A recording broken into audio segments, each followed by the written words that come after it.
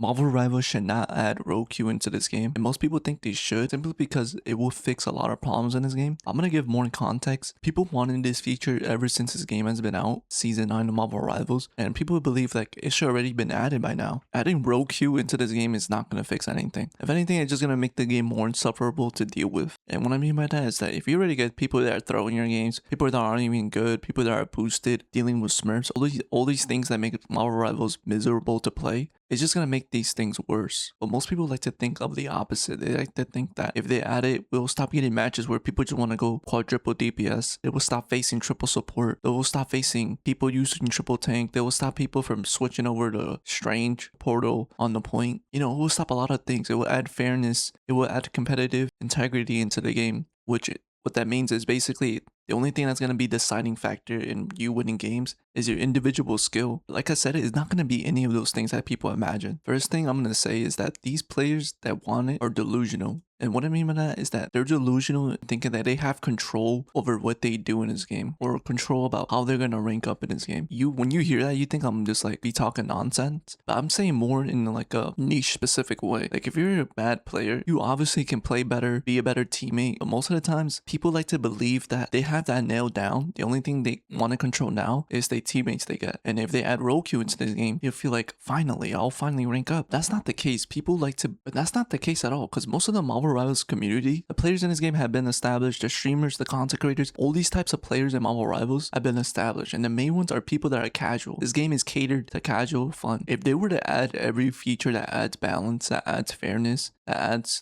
actually respects your time, people will stop playing this game, because this game is mainly made to be fun. That's why like you get matches where you lose most times, and then you get random win streaks where you're just winning. They basically do this to like keep you playing for way longer. And if they were to add this, like I said, role queue into this game, people, as soon as they reach their target rank, like let's say, because there are going to be some people that are just arch stuck or can't rank up as much simply because they keep getting teammates that are just bad at the game. And those players that finally rank up, because if they add this feature, then yeah, they will be pretty good at the game. They will literally stop playing once they reach Celestial, or once they reach Eternity. And if you don't believe me, look at any comment section, look at any streamer's chat, look at people talking about Marvel Rivals. Once they reach their favorite rank, they just get off for the whole season. Marvel Rivals does not want that to be the case. Imagine they were saying, yeah, once I reach my target rank within a couple of ranked matches, I'm just gonna get off for the whole season and come back when they release a new hero or when the half season comes. But back to what I was saying, that people are delusional.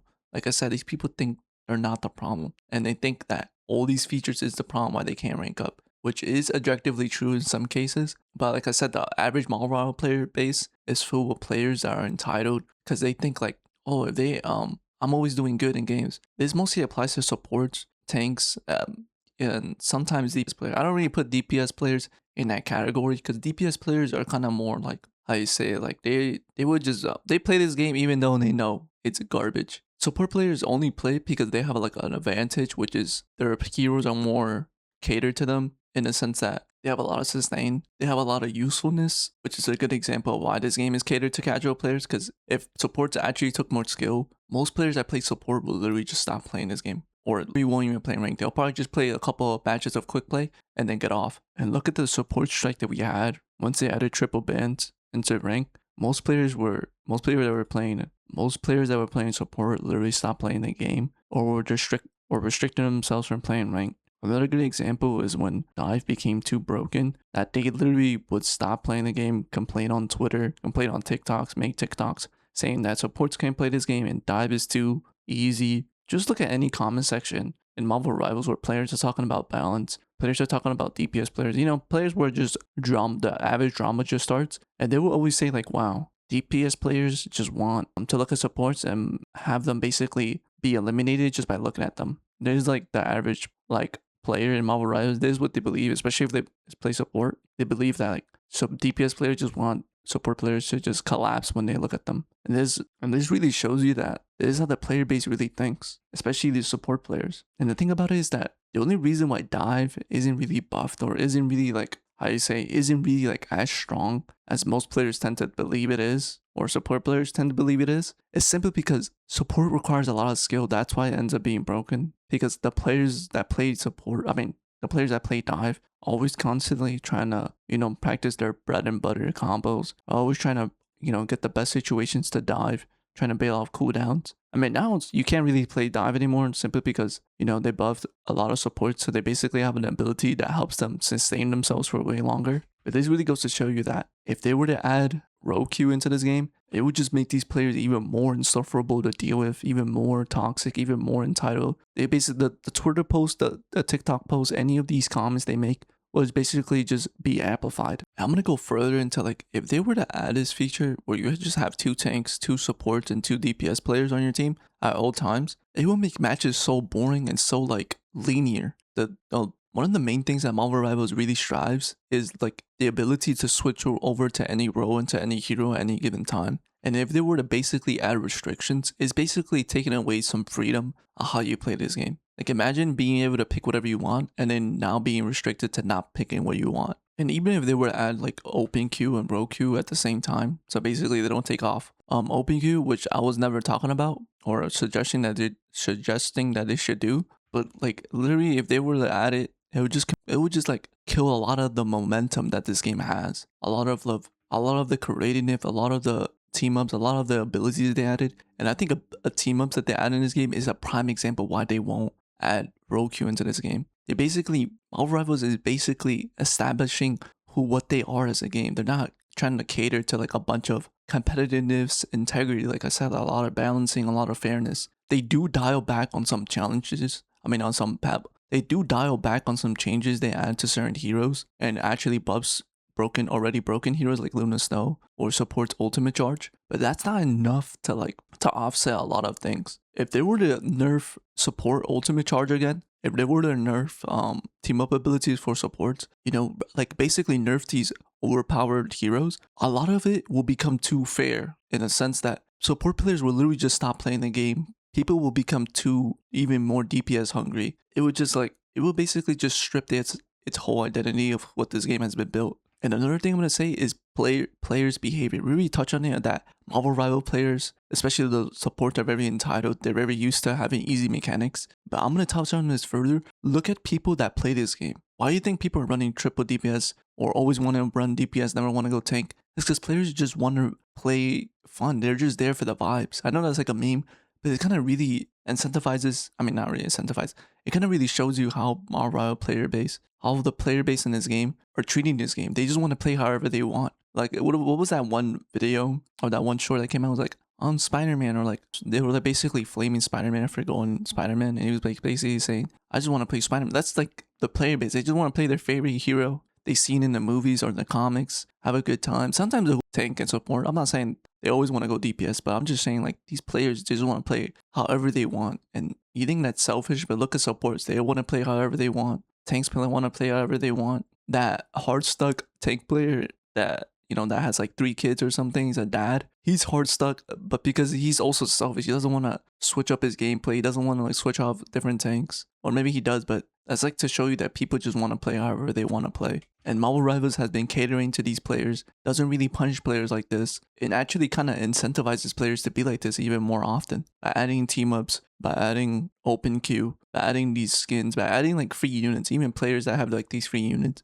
Everything is incentivizing you to play longer. And when you're playing longer and you're not having a good time, you kind of just have that I don't care mentality. So you just lock in whatever you want. Also, another thing, if they were to add it, queue times would be so long, so much to the point where people would just not play the game at all. For example, if anyone ever played Overwatch 1, they would know the DPS queue used to be around like 8 to like 10 minutes, just you waiting in lobby for a game. And when you get on DPS, you end up probably either still losing or just having a hard time, simply because you don't have enough game time, because you can't even play the role you want to play without waiting 10 minutes in between. So if they were to add that, imagine the queue times it would be just to play DPS or even support. Support, I think in Overwatch 1 was also one of the main roles that was having a high queue time. Imagine all the players that like playing support, like playing triple support, all this type of stuff. They would be in that category as well, having to wait long queue times just for a game. And tank was literally the only role that had like a short queue time, simply because everyone knows that playing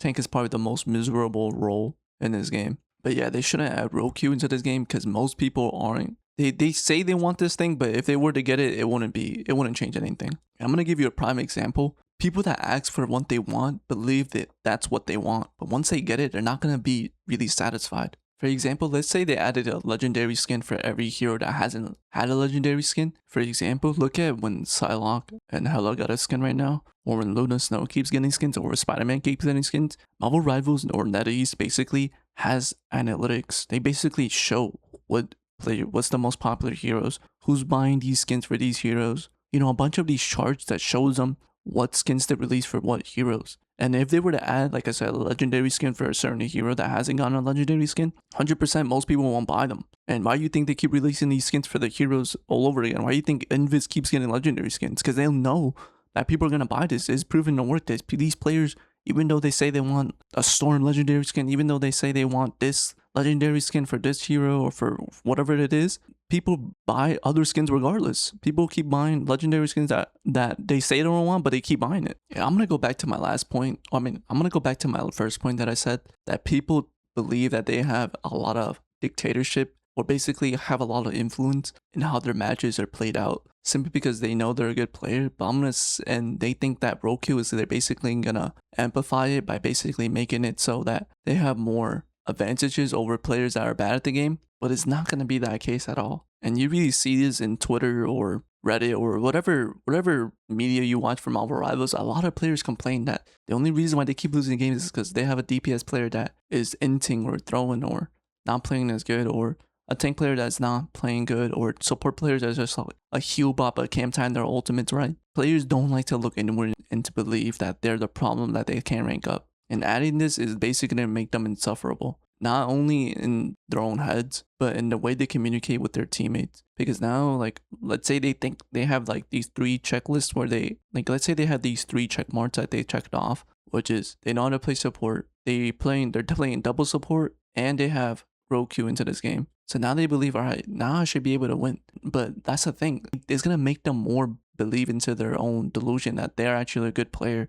And that's the last thing I want to deal with, is basically players think they know what they're talking about, or they think they know how to play this game, because they added a feature where now we don't have to deal with unfairness, or now we don't have to deal with triples DPS in our team. The whole time there's matches that are being won simply by someone not using double tank, or simply because someone is not using triple support. Yeah, but anything, I think my main points is just, it will make the game more boring. It will make the players more toxic, more insufferable to deal with.